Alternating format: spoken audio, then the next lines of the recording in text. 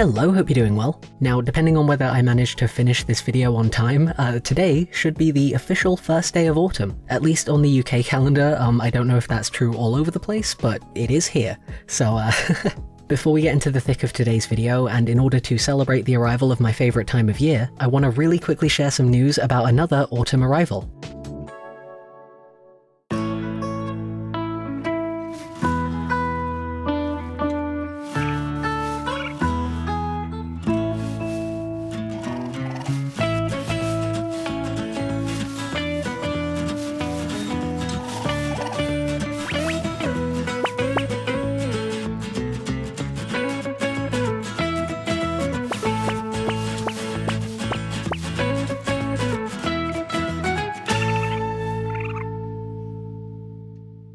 Ta-da! That's right, this channel's resident raccoon, Leaf, has officially arrived on Makeship in the form of an adorable little plushie. He has a super fluffy tail, and the little yellow leaf that he's holding is actually detachable, so you can take it off his hands and give him, like, something else to hold, or just hold his little hands yourself, because they're really small and cute. This is one of the other secret projects that I've been working on behind the scenes this year, and I'm really happy to finally be able to share it with y'all because he turned out so cute, and it's been really hard not to blab about him until now, but I wanted to keep this as a nice surprise, so hopefully this is a nice surprise. There are going to be links and info and everything relevant down in the description for any of y'all who might want to head over to Makeship and grab a leaf of your very own, but this is a limited time thing. Kind of a flying visit from the little guy before he has to head off and do a bit of fall frolicking. So please make sure to mark your calendars and remember to pick up your own fluffy friend before October 15th because he is only going to be available until then, and then once he's gone, he is going to be gone. But yeah, anyway, video stuff. What is happening today? Well, this video is not sponsored, but I have been playing what I would describe as a very normal amount of Genshin Impact since version 4 came out. I'm totally normal about it. Please don't ask me how many Primos. I have explored every corner of Fontaine to find and hoard away so that I can wish for the upcoming Fontaine fellas, because the answer is an embarrassingly high amount. But anyway, safe to say this game has had me in a hyperfixation chokehold at the minute, and because I've always loved the visuals in Genshin, I really wanted to try my hand at channeling all of that manic energy into something creative, and have a go at designing a few original characters, or fan characters, whatever you might call them, to try and get a feel for the kind of method that might go into making a character with that uniquely Genshin aesthetic. With that goal in mind, let's get into it.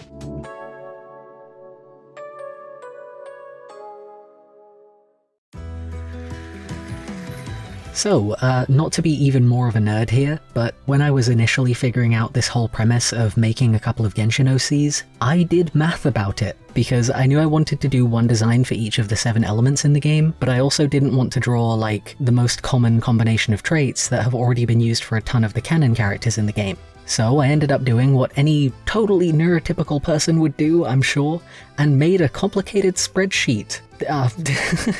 It got kind of confusing, honestly, because I was trying to cross-reference way too many attributes at the same time, but the bottom line is that I managed to figure out which traits were either the rarest or even entirely missing from the character roster of any given element. For instance, this first design that I'm working on here is a Dendro-wielding lady from Mondstadt who uses a claymore, and the reason for that combination of attributes is because, lame though the spreadsheet part of all of this absolutely is, I'm just gonna have to own that,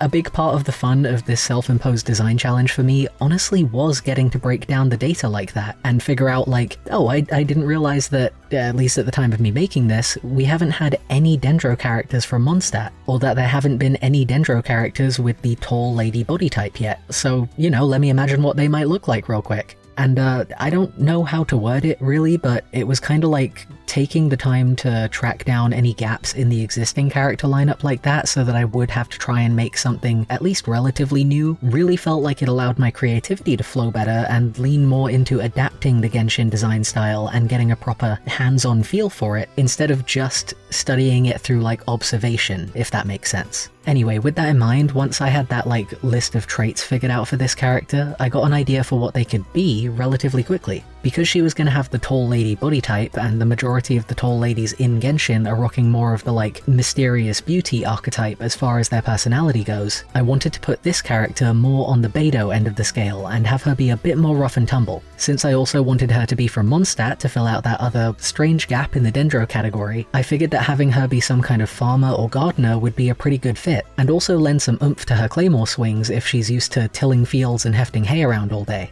A lot of characters in Genshin also take a bit of inspo from historical and mythological figures, so for this character, if it wasn't maybe evident by now already, I actually ended up taking some inspiration from Van Gogh. The main reason for that inspiration choice may or may not be that I re-listened to the Starry musical recently and it's taken root in my heart in the way that it always does whenever I re-listen to it, but that's neither here nor there.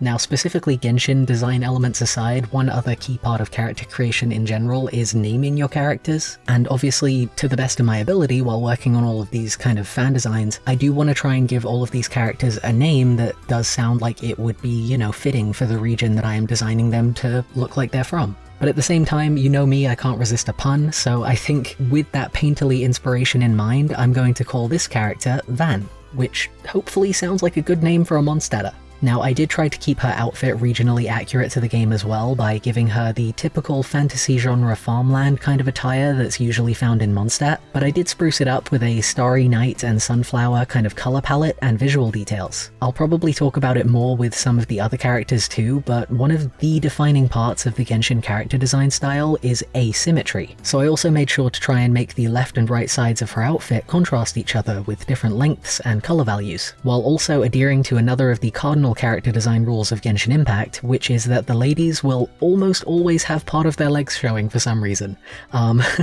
When it comes to how I imagine her abilities might look and how she might like play if she were actually a playable character in the game. Oh, and I realize I was saying Dendro before with the assumption that everybody here also speaks Genshin, but if you're not familiar, Dendro is basically like the grass and nature kind of element. And yeah, the power system in Genshin is also very fun to think about because it's elemental, sure, but it's not like in Avatar, for example, where if you can use the element, then it looks like the element visually. Really, in Genshin, it's more like, I don't want to say unhinged, but it is kind of like, hey, you're using an elemental power? Go nuts, man. It's gonna look like whatever you want it to look like, and it's gonna be the color of the element, and there you go. I don't know, it's a strange comparison to make, but it's like, you know, in Avatar, if you have a firebender, they will use fire, and in Genshin, if you have a pyro character, they might use a bear. So, you know, it's playful, it's creative, it adds a lot of personality, I love that for them. But yeah, all that to say, I thought it might be pretty cool if Vanne here had some kind of sunflower motif to all of her... It's not technically magic, is it? I don't know, all of her attacks, all of her moves, all of her big flashy stuff, it could have some kind of sunflower theme to it. And maybe her big burst attack could even kind of work like Kazuha's, wherein there's kind of almost like a printed looking pattern, like a moving pattern going around a whole area, except with this character it could look more like a flowing stippled paint kind of thing to harken back to the kind of Starry Night inspiration. I kind of tried to do that in the sunflowers here, at least a little bit, with the kind of swirly in the middle, but ultimately when it came to doing the effects, I just had a lot of fun playing around with shapes and colors, and I am admittedly really happy with how it ended up looking, so slay. Sorry, the end of that sentence completely escaped my mind, so that's what we get. Anyway, between the special effects and trying to emulate the painterly shading on the actual Genshin splash art, this was a really fun one to start off with.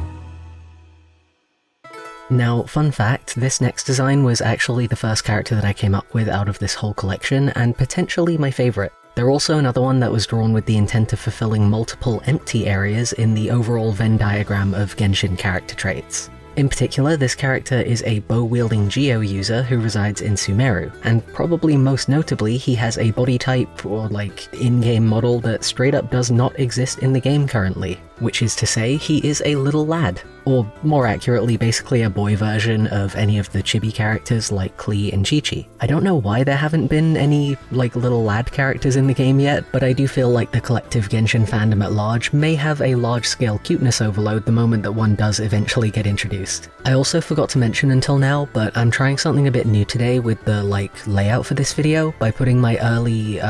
rough concept footage up on the sidebar here, so that you can kind of see my initial ideas taking shape alongside the actual finished piece. I gotta admit, I'm kinda here for it. I think it's interesting to be able to see the different creative stages directly side by side like this, but please do let me know what you guys think, because I'm not entirely sure if it's gonna be everybody's cup of tea. Anyway, speaking of thoughts, I do have a lot of thoughts about this character and this design in general, so I think I'm just gonna ramble for a while and see where we end up. So I once again kinda didn't realize this until making my silly little spreadsheet, but comparatively there really aren't a lot of Geo characters in the game at all. It's actually tied with Dendro for the rank of least wielded element, having just 8 characters apiece, which was honestly kinda surprising to realize given that Geo has been in the game from the beginning, while Dendro is a rather new addition. And again, for anybody who is maybe not familiar, by the way, Geo is Genshin's kind of like rock and gemstone element, and the characters who wield it are usually like either steadfast and reliable and kinda noble, or very headstrong and direct in their approach to things, which is the kindest way I could think to describe Ito specifically.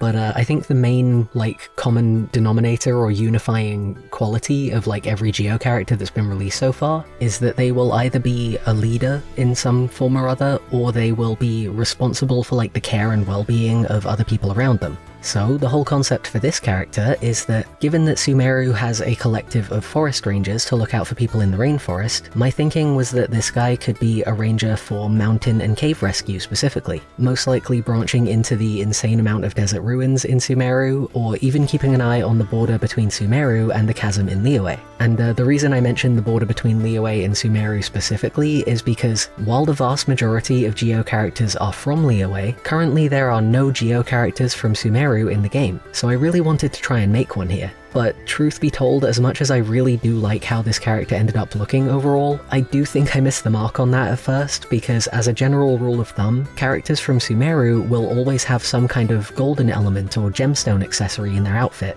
and I didn't remember to give him any when I was coloring this piece. So originally, by the end of like the footage that I got here, his visual design felt like it had more of a Liyue vibe altogether, until I eventually went back in after I was done recording and turned all of the metal parts of his outfit into gold. A completely different vibe that his outfit is still thankfully giving, however, is that it falls somewhere between Mountaineer and Dungeon Delving Adventurer, so I decided to give him the name Kaspar, which to the best of my understanding is a Persian name relating to treasure. And putting aside the fact that I completely forgot to give Kaspar a key costume feature of the nation that I was originally making him for, which, you know, I don't really mind because it's a learning moment. Like, sometimes one of the things that can better your understanding the most when you're doing any kind of style study like this is just to make a mistake like that and realize where, like, you've kind of made that discrepancy happen. I did still have a ton of fun coming up with ideas for his overall visual design. My favorite feature is that I decided to put his vision on his helmet like that, because I really wanted it to mimic one of those mining headlamps, and other than trying to incorporate mountaineering equipment like that into his design by giving him the helmet and ropes and buckles, I also ended up taking a fair bit of inspiration from those,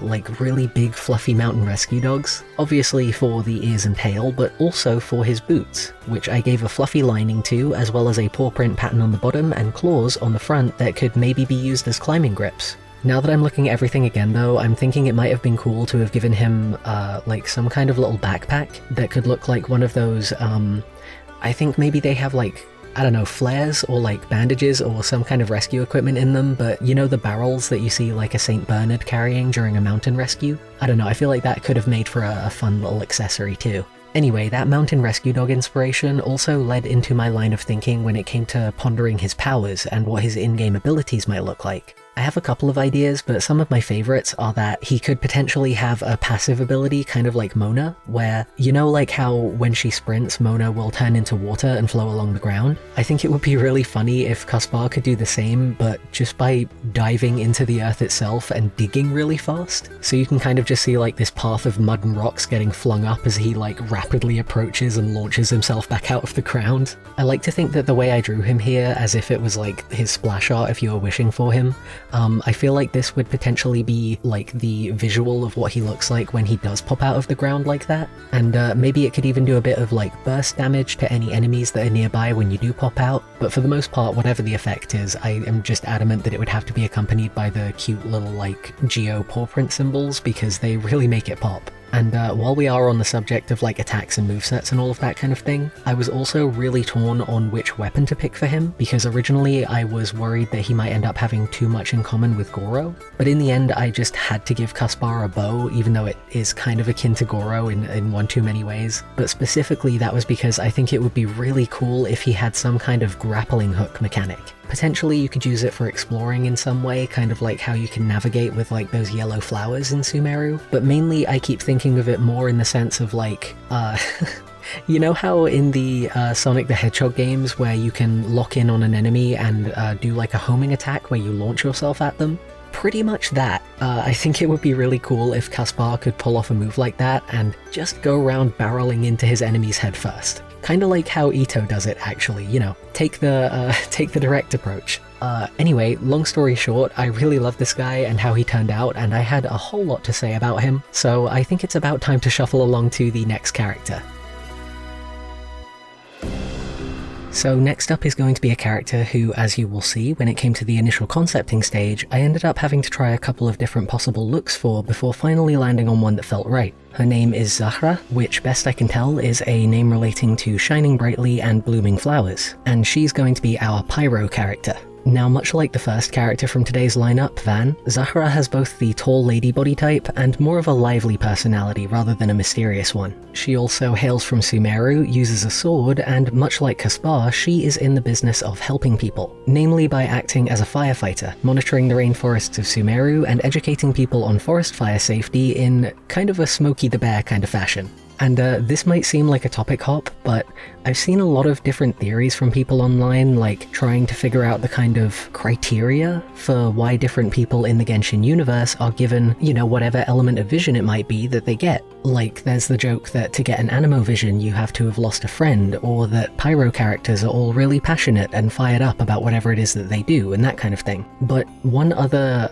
like, potential categorization for Pyro characters, which I, at least personally, have genuinely never seen before, but kinda just clocked when I was looking through the spreadsheet that I made to prep for this video, is that, at least as far as I can tell, every single Pyro character that's been released so far has very specifically got some kind of parental or family-related hang-up or mystery or inherited will that's very integral to their backstory. Like, several Pyro characters either have missing family members or are the heirs to their family business, that kind of thing. So in this instance, I was thinking that maybe it could be the case that this character's family were the ones who maybe began whatever dedicated Firewatch service it is that she now carries the mantle of. And because Pyro is a bit more evidently named than some of the other elements in the game, it probably goes without saying that it is Genshin's fire-based element, meaning that yes, this character would be a firefighter with the power of fire, which I also now realize hearing that out loud really does seem like a case of taking the whole fight fire with fire metaphor and making it very literal, but somehow genuinely didn't clock that at the time that I was first, like, coming up with this whole idea.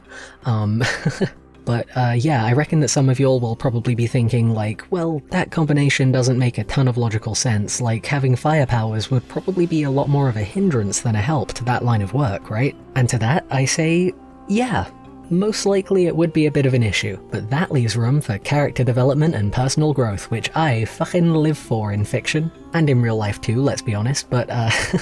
for real, personally I am always very drawn to characters who have powers that are almost the opposite of what you might expect for whatever role that they have. I think it's always really interesting to see, especially because sometimes navigating the limits that can come with giving a character an ability that's at odds with their identity like that can really push you to think outside the box when it comes to imagining what they might be capable of. Speaking of which, at first I wasn't entirely sure what kind of moveset might make just any kind of sense for Zahra to have, but then I thought that maybe some kind of mechanic where she could be less of a flamethrower and a fire starter, and instead more of a fire magnet might be pretty cool. Like, for instance, what if she had a skill that almost worked in reverse to a lot of the existing Pyro characters in the game, and instead of lighting fires, allowed her to absorb any flames from nearby campfires or enemies afflicted by Pyro, effectively extinguishing them instead of lighting them, and then maybe she could use those flames to power herself up somehow. And then, if and when she does use any moves that do let out an actual burst of flame, I reckon that visually it would be pretty cool if it took on the shape of like trees and leaves to reflect the appearance of the forest that she's so dedicated to protecting. I do also imagine Zahra to be a sword wielder, like I said before, but I didn't actually draw her with a sword in hand in this artwork because it's not always the case in Genshin that the splash art and like the wish banner art, whatever it's called, will always include the character's weapon. So I just kind of wanted to have a go at drawing some characters with and some without.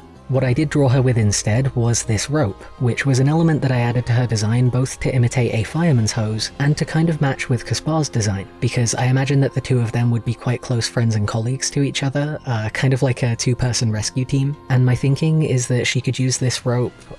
maybe in her big burst move, either like Wonder Woman, like a lasso, or, and this is a bit more specific, but if any of y'all have seen that one martial artist dude on TikTok who has like, it's like a weapon that's basically a steel ball on a rope, and I can't remember the name of it at the moment, but it can be tossed around super fast and dynamically, and it packs a hell of a wallop. So yeah, the idea of her using it something like that feels really cool to me because it would allow her to use her firepower in a much more precise and targeted kind of way, rather than doing some big flashy explosion that could potentially risk starting a wildfire in the area around her. While I am talking about that rescue rope detail anyway, I do also want to mention some of her other costume elements because I gotta say I really do feel like I managed to get the Sumeru fashion aesthetic way more on the money with this one on the first try. For instance, this time around I actually did remember to load her design up with gold and gemstone accessories, and even tried to include a couple of floral patterns here and there because that's also a feature that I did notice was pretty common throughout any character from Sumeru. Hopefully it's quite evident, but I also based her jacket on a typical firefighter's uniform with the like red and the sort of almost brown midsection and the like high-vis stripes going across it. But I did also crop it to turn it into more of a fashion-forward version of what that uniform might look like, just to lean a bit more into the sporty and lively and fast-moving kind of energy that I wanted her to be giving. I think I also mentioned as much before, but I did try out a bunch of potential options for her hair before eventually deciding that this updo gave the best kind of silhouette and would allow for the most kind of movement to show if she was kind of flinging the rope around and doing cool spin moves and that kind of thing. I did consider giving her an adapted version of a fireman's hat at some point as well, but ended up deciding against it as I felt like it would have made things feel less dynamic by getting in the way of sorry for getting distracted there, but actually that's probably a good place to put a pin in this because as much as I don't want to leave y'all on a cliffhanger here, I do have to admit that I'm gonna have to cut it short and that this is only gonna be part 1 for this little character design project. I've already got stuff sketched out for the remaining characters though, so I am gonna be covering the other 4 elements very soon in another video. It's just that even though I don't usually do 2-parters for videos like this, I ended up being unexpectedly busy this week with another potential secret project beyond the 2 that I've already told you all about recently, and I can't say anything about it, but I swear they just keep getting more exciting, so I am gonna have to hyper-focus on that for a little bit. And this might seem like a bit of a random side note, but to everybody in the comments who has been asking and praying and hoping time and again for another concept corner, I do hear you, I do see you, I do have it on my to-do list, and it has been on my to-do list for ages now, but it's because I have so many really cool behind-the-scenes things going on that I'm having a lot of fun working on that I haven't been able to take the like colossal amount of time it takes to make a concept corner and make like a new one recently. But I will say, all good things to those who wait, so hopefully when I am finally able to get the time to do that, it is going to be very much worth the wait. But yeah, even though it's an insanely busy time for me at the moment, I am having a very fun time, which is nice to say. And I do very much hope that you guys have had a fun time joining me for a whole bunch of character design rambling today. I always really enjoy making videos like this, so I am really looking forward to making the next one, and I very much appreciate all of y'all stopping by. And I would love to hear if you guys have any favorites from this one, or even any guesses as to what kind of characters might be getting drawn next time around. But yeah, on that note, until next time, please do remember to catch Leaf over on Makeship before October 15th. I'll try and keep you all updated with any news or updates on that front as best I can. And as always, I hope that you will all keep on staying as safe, happy, and healthy as you possibly can. I'll see you next time.